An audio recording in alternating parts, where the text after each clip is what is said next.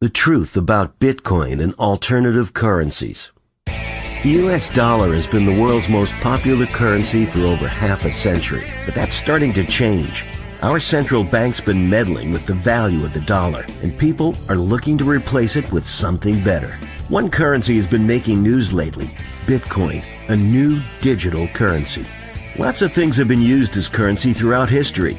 Gold and silver, wheat, seashells, tobacco, salt, paper, and numerous other things. Some currencies have stuck around, lots have died off. But why? What makes some currencies better than others? It's not any government decree, it's their properties. Certain properties are essential to a healthy currency, and if we keep score, the US dollar doesn't look so great, especially in comparison to historical favorites like gold and silver, or to Bitcoin. A sound currency stays valuable over time, has a limited supply, and is easily divisible and portable. If we want to compare currencies head to head, we need to understand the importance of these qualities. Imagine that a currency doesn't stay valuable over time. For example, let's say we use bananas as a currency. Well, bananas have a lifespan. They eventually rot. A large store of savings in bananas would eventually turn to mush, and nobody wants to trade rotten fruit with each other. The US dollar doesn't rot, but thanks to the central bank, it's lost about 95% of its purchasing power in the last 100 years. Gold and silver don't rot either. They're durable and have a long history of being valuable.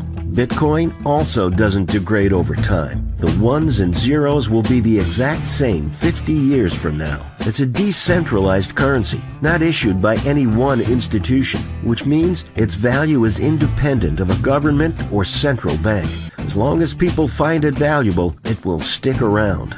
Next, imagine a currency without a limited supply. Let's say we use wooden nickels as a currency. What happens when people start carving their own? If people can easily create more currency for themselves, economic prices become meaningless. Since the 1970s, the US dollar has had anything but a limited supply.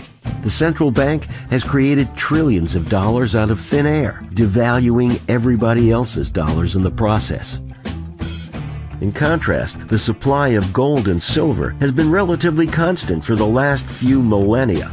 Bitcoin also has a stable supply. In fact, at any given time, we know almost exactly how many exist and at what rate they will be produced in the future. No more than 21 million Bitcoins will ever be created. It's written straight into the code. Counterfeiting might also increase the supply of currency by defrauding people. The only difference between money printing and counterfeiting is who's behind it. The result is the same. Fortunately, it's difficult for citizens to counterfeit US dollars, gold, or silver. But what about something digital, like Bitcoin? It uses mathematical cryptography and a public ledger called the blockchain to make it impossible to counterfeit. Picture a currency which does not divide easily. What if cows were used as a currency? How would you pay for something like a loaf of bread? A cow is worth much more than one loaf of bread, and it would be very difficult to divide a cow into small enough units to make a fair trade.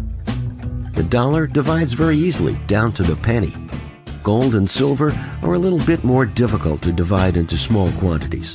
Bitcoins easily divide down to 100 millionth of a Bitcoin. A sound currency must also be portable. Imagine the difficulty of using cinder blocks as currency. The dollar is easily portable.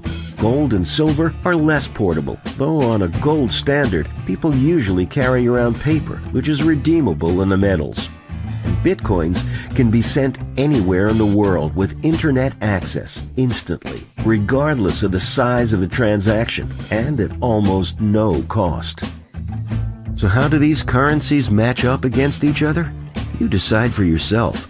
We can't know what the best currency is. We discover it over time. But if central banks keep inflating the money supply and people are free to choose, the US dollar likely can't stand toe-to-toe with its competition. To learn more about sound economics, visit fee.org. And to donate Bitcoin, scan this QR code.